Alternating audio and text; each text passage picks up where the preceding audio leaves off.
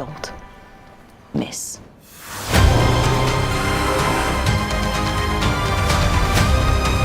I don't consider myself a particularly ethical person, but I am fair.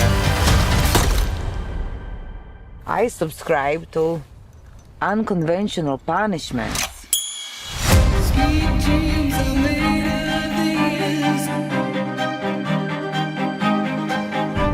Bonjour, c'est le cinéma de papa pour un rattrapage du film House of Gucci de Ridley Scott qui est sorti le 24 novembre dernier et que j'ai vu un petit peu sur le tard dernièrement et qui m'a inspiré une petite chronique parce que quand même c'était une fin d'année marquée par deux productions de Ridley Scott, deux réalisations de Ridley Scott assez importantes finalement.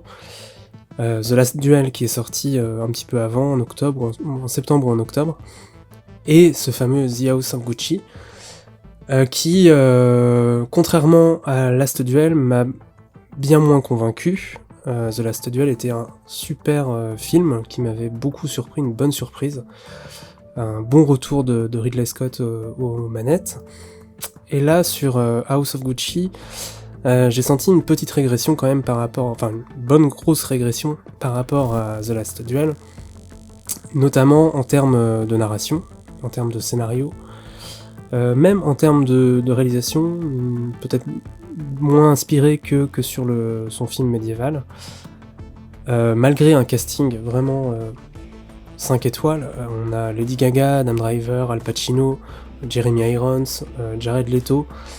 On a vraiment toute une galerie de personnages quand même très intéressants. Moi je connaissais très peu l'histoire des Gucci, je connaissais rapidement le fait que Maurizio Gucci avait été assassiné par sa femme, avait été assassiné dans un meurtre commandité par sa femme. Et à part ça, c'est vrai que je ne connaissais que très peu l'histoire. Donc de prime abord, le film m'intéressait pour ça. Et c'est vrai que pour le coup, le film prend son temps pour expliquer les rapports entre les personnages, les différents partis dans la famille Gucci. Qu'est-ce qui oppose Aldo Gucci à son frère Rodolfo? Qu'est-ce qui fait que Aldo n'aime pas son fils, en tout cas ne considère pas son fils assez bon pour reprendre l'affaire? Qu'est-ce qui a fait l'ascension de Maurizio Gucci au sein de la famille? Et donc ça m'a beaucoup intéressé parce que ça me faisait penser beaucoup aux parrains. Le parrain 1 et 2 notamment, qui moi ce sont des films qui font partie de mon top 10, voire de mon top 5. Et donc évidemment ce genre de récit, ce genre de saga familiale m'intéresse énormément, cette relation au pouvoir, cette façon de se construire au sein d'une unité familiale, comment on arrive et cette façon dont on détruit aussi quelque part ce succès, cette réussite.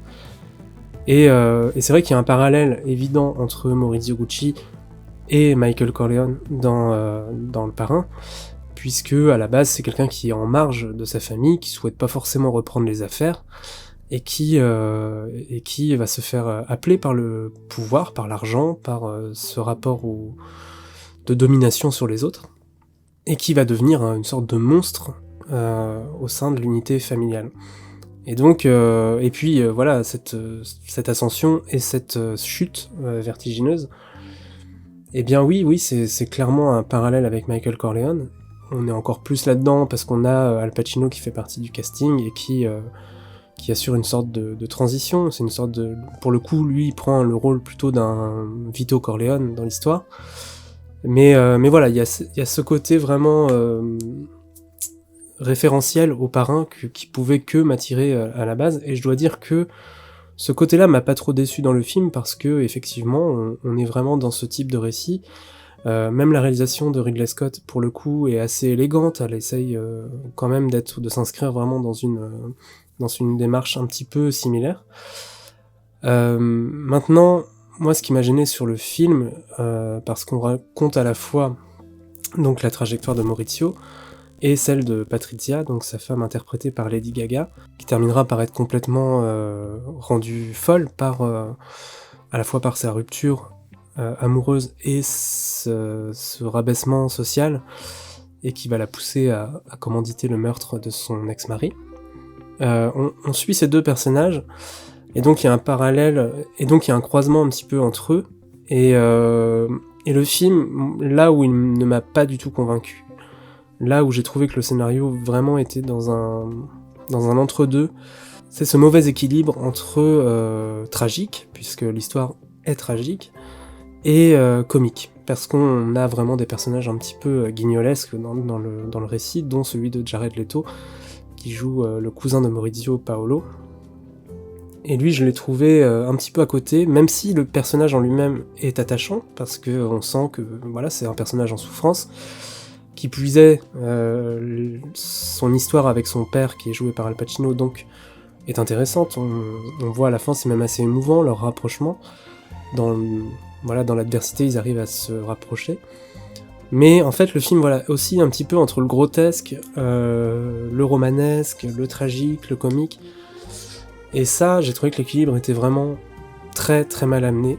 Et c'est un peu ce qu'on peut reprocher globalement, à mon avis, au film, c'est justement le cul qu'il a entre deux chaises, quoi, de ne pas pouvoir choisir entre une voie ou une autre, quoi. Donc voilà, après, là où par exemple sur The Last Duel, Ridley Scott avait un propos très clair, très limpide, qui justement était servi par un scénario en plus assez original, même si ça l'est pas vraiment, c'était des choses qui avaient été faites bien longtemps, bien avant lui.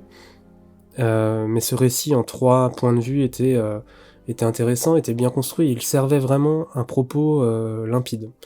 Là, dans le film, finalement, on ne sait pas trop ce qu'il veut dire, finalement.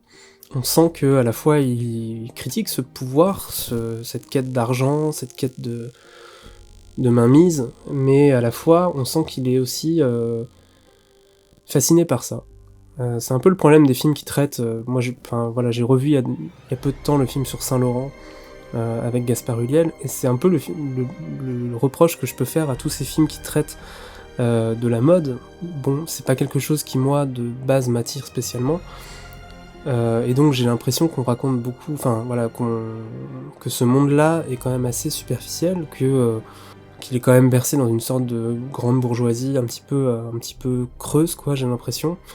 Et donc, par exemple, j'ai du mal dans le film sur Saint-Laurent, j'avais du mal à m'identifier, à essayer de comprendre ce personnage, parce que pour moi, il vivait sur une autre planète, quoi. C'était pas forcément très intéressant, quoi.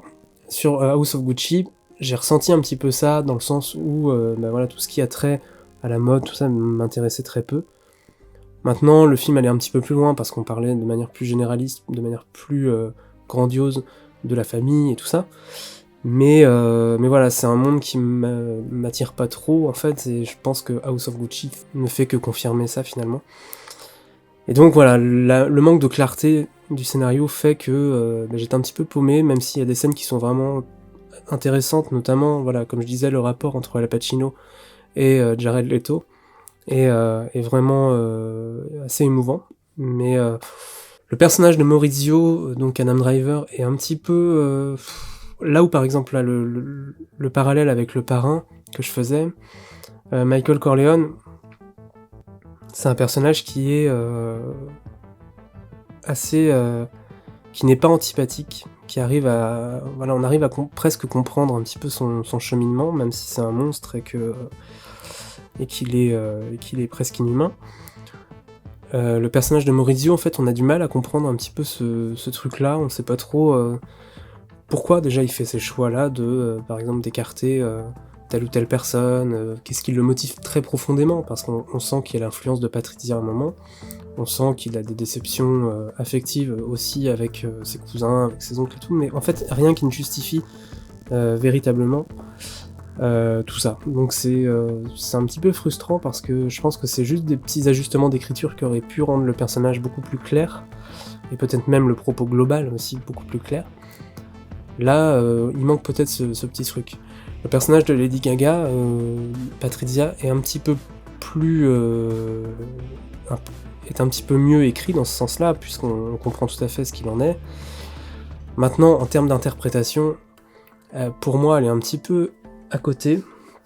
Cet accent italien est un peu dérangeant, parce que en fait, bon ça c'est un problème sur tout le casting, mais j'ai l'impression que chaque acteur joue l'accent italien un petit peu à son rythme en fait. Que certains vont le jouer beaucoup, vont vraiment l'accentuer, comme Jared Leto qui est presque à la limite de la caricature. Lady Gaga c'est un peu comme ça aussi. D'autres comme Adam Driver le jouent de manière plus sobre, un petit peu plus discrète. Al Pacino aussi. Donc c'est un peu des différentes échelles qui, pareil, en termes d'interprétation, je trouve, rendent le film un petit peu incompréhensible, parce qu'on ne sait pas vraiment...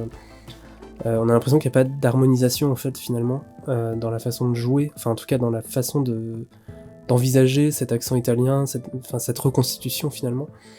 Donc c'est un petit peu décevant de ce point de vue-là. Mais globalement, voilà, le casting est quand même assez impressionnant. Donc je parlais d'Al Pacino, je trouve qu'il est très bien dans le rôle. Ça fait très longtemps, finalement, qu'il n'est plus dans de grands films. Bon, il a fait The Irishman il y a 2 ans, où il était très bien. Il a eu un petit rôle dans Once Upon a Time in Hollywood de Tarantino. Mais là, je trouve qu'il a un rôle à sa mesure, quand même, qu'il est très convaincant dans le rôle. On a aussi Salma Hayek qui fait une apparition. Alors c'est pareil, j'ai trouvé ça assez cocasse qu'elle joue dans un film sur Gucci, sachant que son mari est propriétaire de la marque. Donc je ne sais pas, voilà, si c'est fait exprès, si c'est ce que ça veut pouvoir dire, enfin bon bref. On a Jeremy Irons qui joue le rôle du frère d'Al Pacino, donc Rodolfo Gucci, qui est bien dans son rôle, hein. Il apparaît moins longtemps, mais il est plutôt très bon comme d'habitude. Adam Driver, c'est ce que je dis, ça rejoint ce que je disais, en fait son personnage n'est pas assez dessiné pour qu'il arrive, je pense, à proposer quelque chose de cohérent en fait, dans son interprétation. Je l'ai trouvé beaucoup mieux dans The Last Duel, par exemple, de Ridley Scott encore, ou dans Annette, par exemple, où il était très bon. Là, je l'ai trouvé, c'est la première fois, je pense, que je vois Adam Driver dans un rôle où il est peut-être pas tout à fait à son aise. C'est ce que j'ai ressenti, en tout cas. Et donc Lady Gaga, qui joue un petit peu de manière exagérée son personnage.